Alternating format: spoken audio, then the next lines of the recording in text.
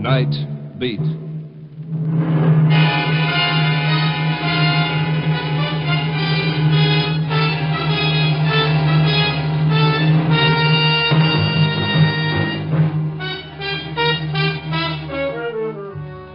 Hi, this is Randy Stone. I cover the night beat for the Chicago Star. You know, stories start many different ways, but this one began modestly enough with a 0 on a typewriter. That's right, cipher, naught, nothing. But to one man of Chicago's 4 million, that 0 meant death. Night Beat, starring Frank Lovejoy as Rudy Stone.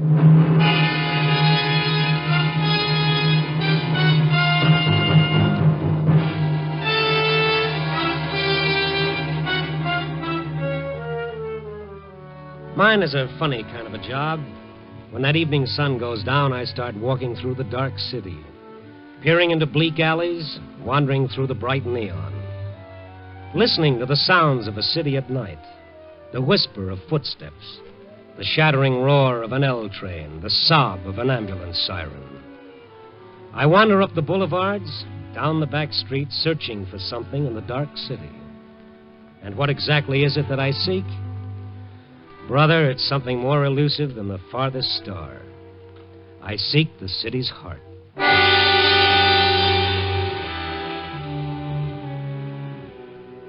Tonight I must have walked for miles.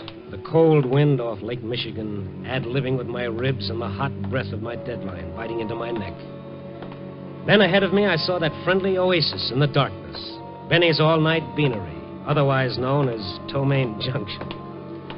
Throwing caution to the winds, I started through the door for a cup of coffee.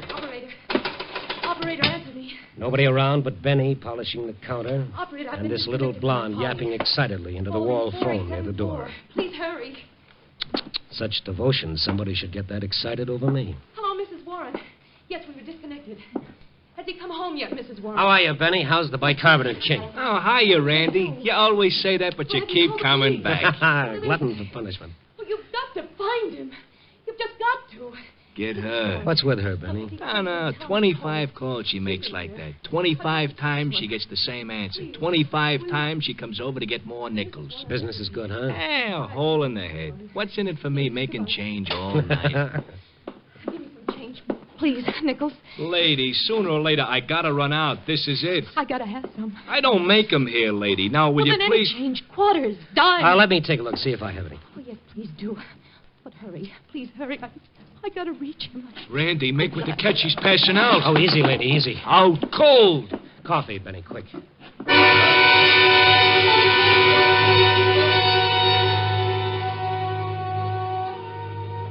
It's one thing I'll say. If Gabriel's trumpet doesn't succeed in waking the dead, all they've got to do is send for some of Benny's coffee. After I got a couple of sips down the girl's throat, she started coming out of it. Tears rolling down her face, her whole body trembling with sobs. Oh, come on now. Now stop it, honey. Stop it. What happened to me? You passed out, but good. What time is it? Oh, it's 9:45. I've got to find him. I've just got to. Oh, now take it easy. You're still shaky. Now, come on. Have a few more sips of this so-called coffee. Oh, no. Well, if you think Benny's coffee is bad, you ought to try his hamburgers. I've just got to find him. Who have you got to find? The man. What man? The man I killed.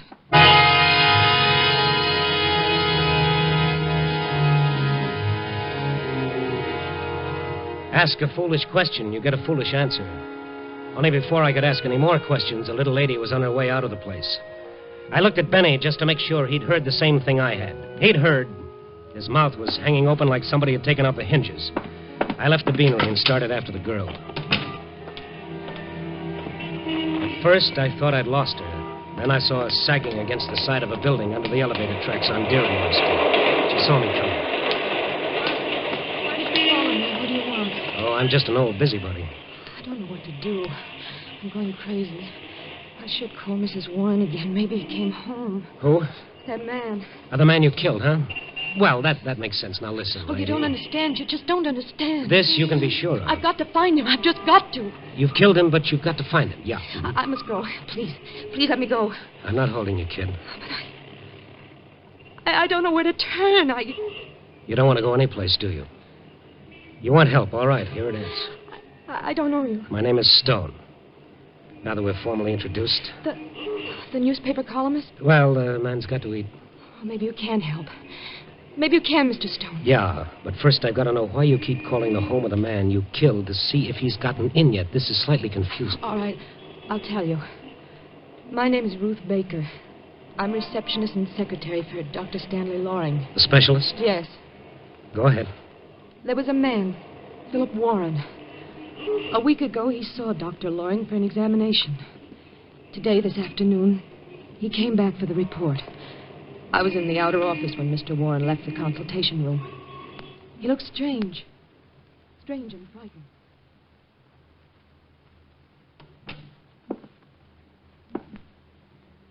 Will you give me a cigarette, Miss Baker? Oh, certainly, Mr. Warren. Here. There's a lighter on the table. Never mind. I don't want a cigarette. Is there anything wrong? Hey, what time have you got? 3:15. You're a minute slow. All that? But a minute is important.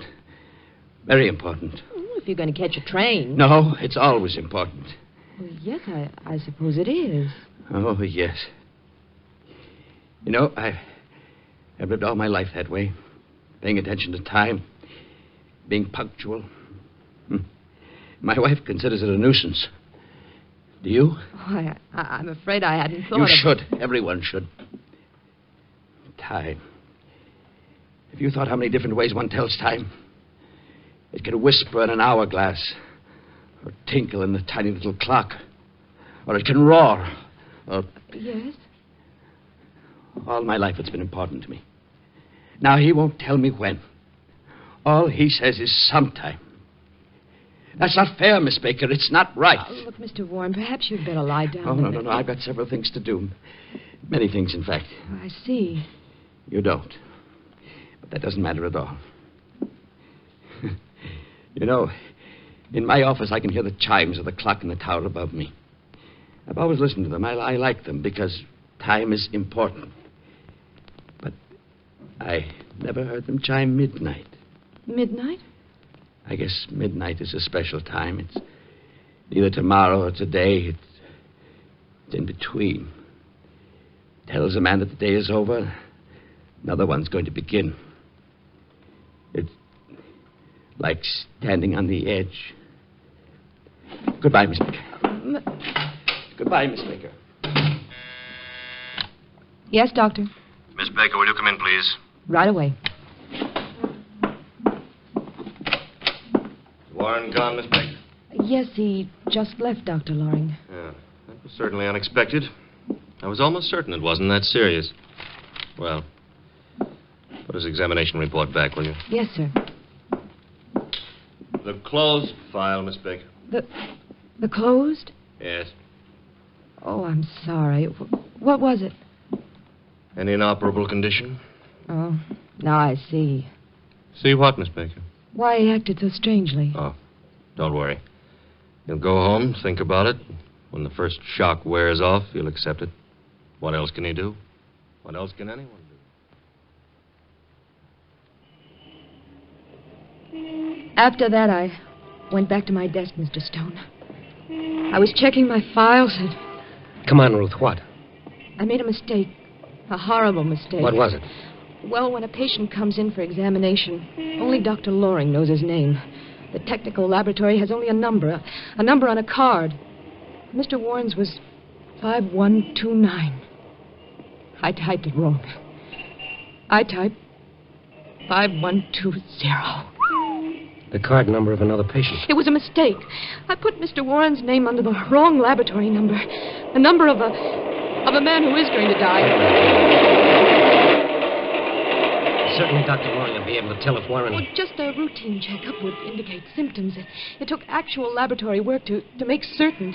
Oh, I see. He'll kill himself. He's that kind of a man. And if he does, I've killed him, murdered him. And if I don't want to live.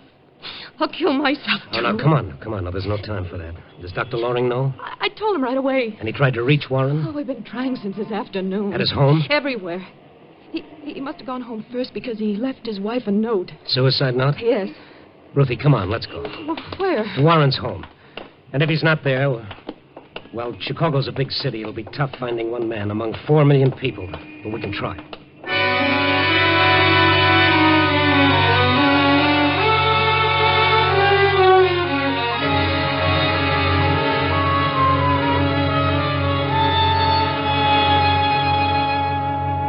I found the note when I got home, Mr. Stone. I knew Philip went to see Dr. Loring, but I didn't know... Just the note and nothing else, Mrs. Warren? No, nothing. You called the police right away? Well, of course I did. And you haven't left this apartment? Not for a second. Well, didn't he phone, try to get in touch with you at all? No, Miss Baker, he did not. And if my husband isn't found before he kills himself, I'll see to it that I've been telling you it was a mistake. Anyone could make a mistake like that. Mistake? To make a man believe he's going to die in horrible pain? No, that's no mistake. That's murder. The cruelest kind of murder. Don't, please. Get out of here and leave me alone. Wait Get a minute, out. wait a minute, Mrs. Warren. Why crucify this kid because she made a mistake that could happen only once in a million years? To my husband. To anyone. Oh, leave me alone. You want to find him, don't you? Well, now, what kind of a question is that? A nice, reasonable question. You want to find him. All right, help us. But what can we do? By midnight, he'll be dead. The note he left said so. Someone's at the door. It might be him. I'll get it. Irma. Mr. Warren? Warren? No, Paul. Yes. Paul, what did you find out? Well, nothing. I checked every precinct station between here and the Oak Street beach. Paul, this is Mr. Stone. And the girl who... I see. Paul is a friend of Philip's. Yeah, there's nothing you said? No one's seen him. And no suicide report? Not his. It's 10 now. We've got 2 hours to find him. You know, that bothers me. Why should he choose exactly 12 o'clock to die? If you knew my husband, you'd understand why.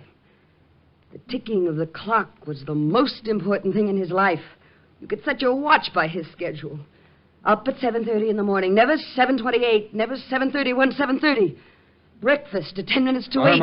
Irma, we haven't time to worry about Philip's idiosyncrasies right now. We've got to find him. As the young lady said, we've only got 2 hours. I'm sorry. Try to think the way he would. What does he do for those 2 hours? Where does he go? What does he want to see? He's lived all his life doing things exactly the same way.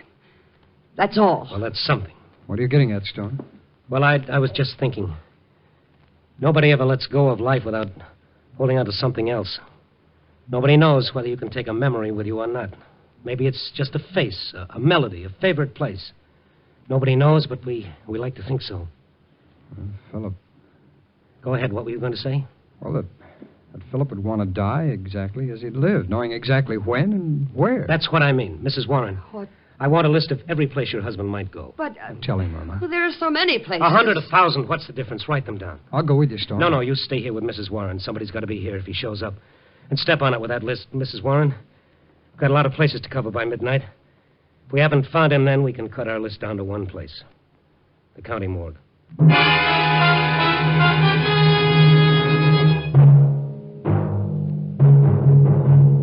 Night Beat stars Frank Lovejoy as Randy Stone.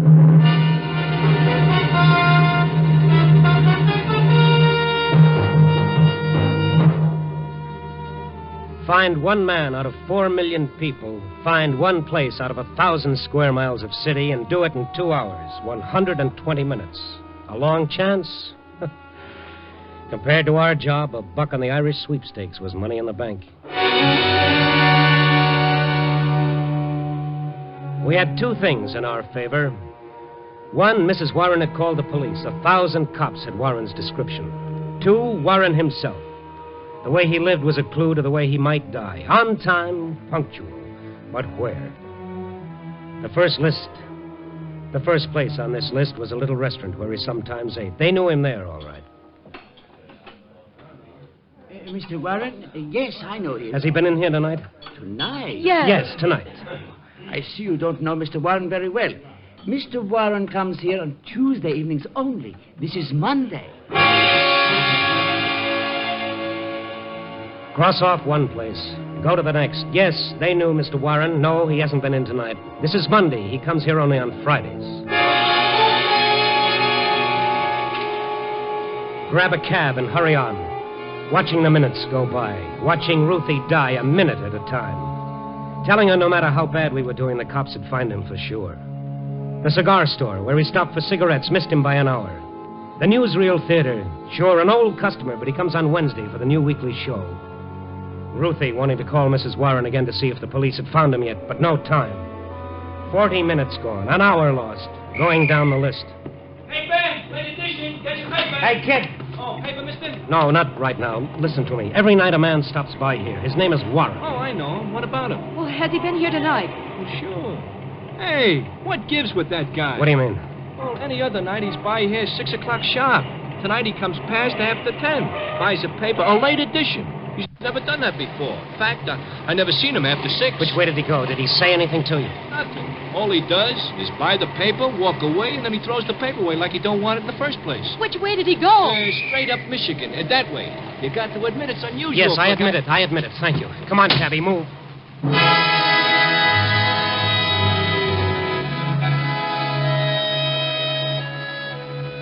So we went straight up Michigan Avenue that way. All we accomplished was to lose another 5 minutes of our time. And, brother, when it came to time, we were really scraping bottom. Those ever-loving cops were becoming more important by the second. One by one, we kept scratching names off the list. The cafeteria, where we sometimes stopped for coffee, but not tonight. The drugstore, where we stopped for stamps, but not tonight. Then the last place on the list, the very last. A little cocktail lounge on Michigan Avenue. One of those shishi joints where the lights are so soft and low you can't watch the bartender watering the booze. Our 2 hours were just about all used up. Can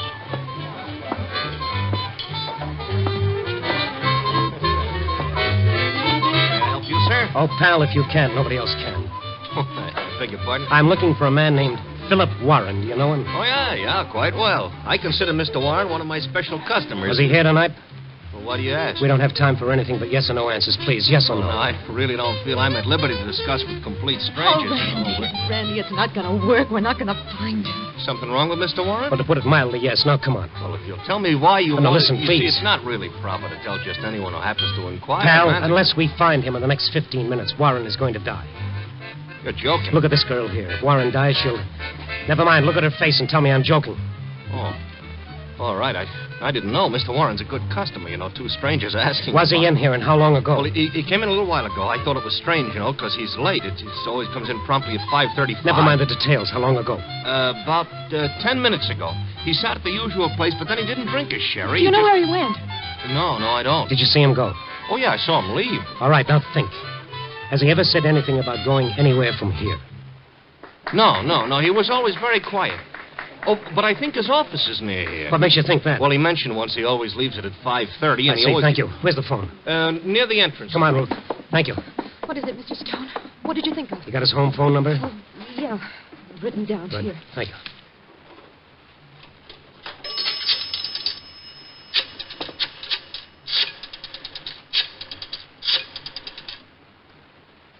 Why are you calling there? I want to know where his office is. But why? All his life, punctual, methodical. Everything to him was a habit. Maybe it's a crazy hunch, but I could be right. He could have gone to his office. Yes, you could be right. Come on. Answer. They've got to be there. They said they'd stay. But they don't answer. Ruth, do you remember where his office is? Must be on your records. Oh, I don't remember. Oh, but we can go and get it. No, there's no time. Try it again. They're not there. I told them to stay there, the fools. What? The phone directory. Might have a business listing for him. Warren. Philip Warren. Is it? No, only his home phone, the number I just called. Mr. Stone. What? If Mrs. Warren isn't home, she might have gone to the police. Maybe they found him. That could be it. Keep your fingers crossed that they found him alive.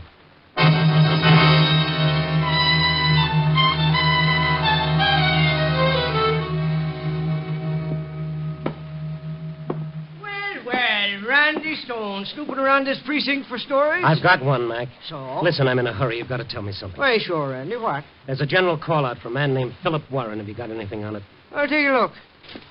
Warren? Philip Warren? That's right. Yes. Oh, Mac, come on.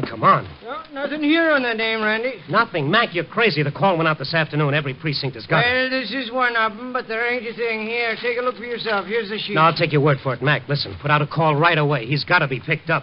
He killed somebody? He'll kill himself. You hear that, Mac? He'll kill himself if he's not found before midnight. Before midnight? But that's just 15 minutes. Yes, I know.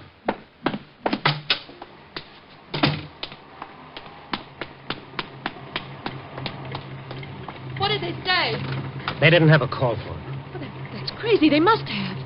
Mrs. Warren, call the police. Yeah. Just a minute, Cabby. Look, Ruth. Let's figure it. That last cocktail lounge, the bartender said Warren came in every evening at 5:35, that he left his office at 5:30.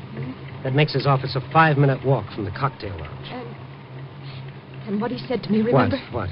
He said he liked to sit in his office and listen to the chimes from the tower above his office. Tower. 5 minutes from that cocktail lounge on Michigan Avenue. Look up the avenue. The Wrigley building. The clock in the Campanile Tower. Ruth, that's got to be it. We've got 10 minutes to get there and find the office. Cabby, Wrigley building, fast.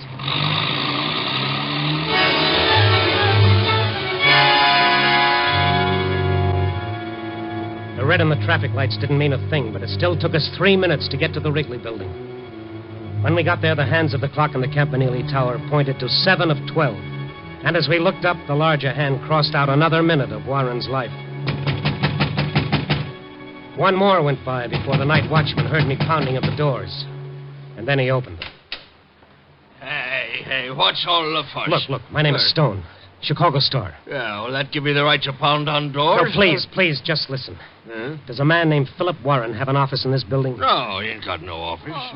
Are you sure? Sure, of course I'm sure. Man named Warren works here. Philip Warren? Sure, works for Western Research. Did he come in tonight? Why? Stop asking questions, please. We've got to find him or he'll be dead. But he was all right when he walked in. All right, take us up to him. Hey, you got to sign the in and out sheet just like everybody else. All right, we'll sign it. Just take us up. Yeah, okay. Now, to use the freight elevator, though. Regular ones don't run at night, not this hour. I don't care which one we use. Just get us up to Warren.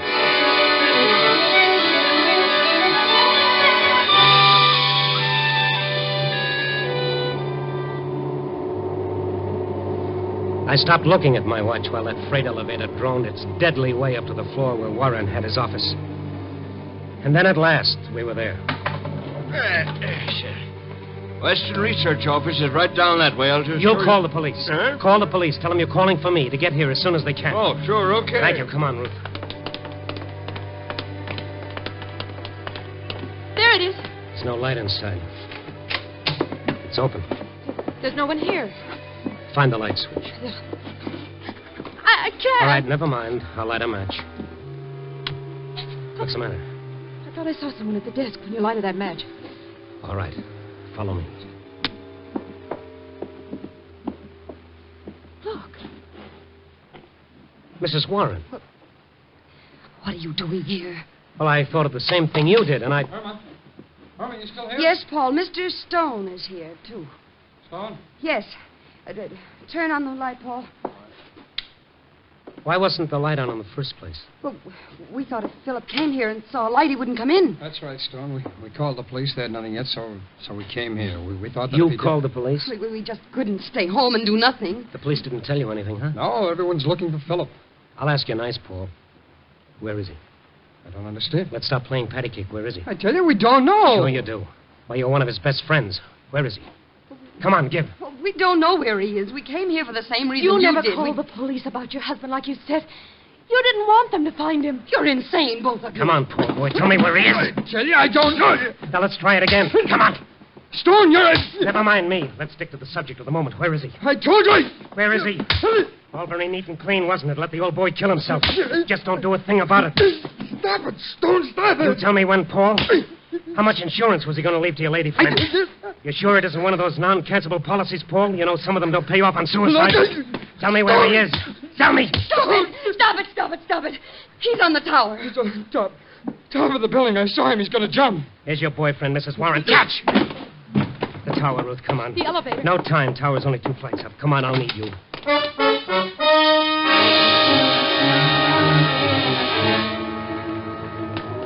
It was 1 minute of 12 when we took the first step of the 2 flights. The run-up was like one of those dreams in which you stand aside and watch yourself. There was a queer, impersonal detachment about it that made the horror even more real. And then we were out on the roof. Do you see him? No, not yet. What the... Where? Look! On the tower! Warren! Warren, wait! Warren! Yes, I'll wait, because it's not quite time. I've got to finish off the day. You've got to listen to me. You're not going to die. Do you hear me? He said I was, but he wouldn't say when. He wouldn't tell me when. But I know, I can tell you. It's not quite 12, but what it is. Warren, look here! Ruth, make him listen to you. Mr. Warren! Look at me! You know who I am? Yes, I know. I know everybody in the world. And I can see everybody from here. Please! The report was a mistake. You're not going to die, do you hear? It was a mistake. Please, listen to me. You're lying. You're all lying. Everybody lied to me all my life. You want me to suffer. I can't. I tell you I can't. And I know when I'm going to die. But you're not. It was a mistake. My mistake, not the doctor's. I swear. We're not lying to you. I swear it. Randy! Why? Oh, mother in heaven. Get your boys ready, Mac. They're all set. But him? What about him? Keep talking, Ruth. He's watching you. Keep talking. Mr. Warren, you're all right. Do you hear? You're not going to die. He said I was. He told me. It was a mistake. Please don't lie to me, please. It's the truth, Mr. Warren. You're not going to die. Do you believe it?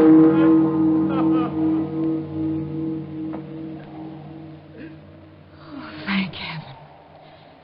Thank heaven. You can get him now, Mac. He'll hold on until your boys reach him.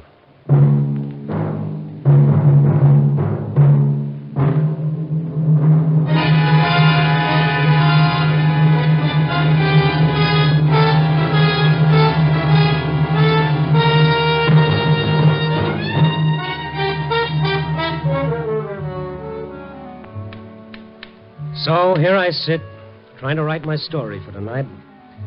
But I keep hitting that one key. 0. 0, cipher, naught, nothing. Ah. Oh, dear. Someday, a nice, peaceful story is going to be written about a flock of happy little birds leisurely circling a burned-out world, wondering whatever happened to all those crazy two-legged characters who spent their lives knocking each other's brains out. What a nice thing to read that'd be. Yeah, but wait a second. Who'd write it? All right, you broken-down two-bit philosopher. The makeup editor's got to go home, too. So let's get going. Hello? Give me a rewrite.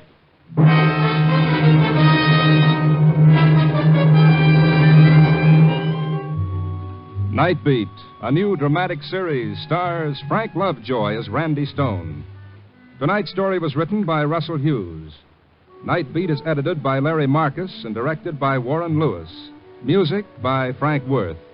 Others in tonight's cast were Peter Leeds, Gene Bates, Larry Dobkin, Joan Banks, Stacey Harris, Wilms Herbert, and Junius Matthews. Frank Lovejoy will next be seen in Milton Sperling's production Rock Bottom, released by Warner Brothers.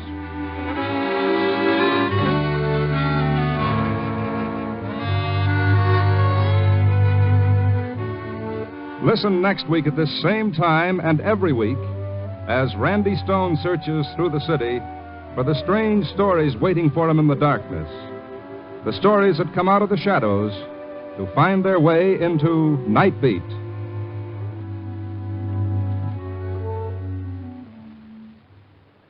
At the end of every year, an organization known as the National Safety Council adds up a tragic row of numbers. These are the figures of America's traffic accidents, an appalling list of death and misery.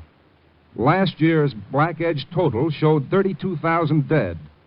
So whether you're a driver or a pedestrian, recognize the danger, drive and walk safely. You're tuned for the stars on NBC.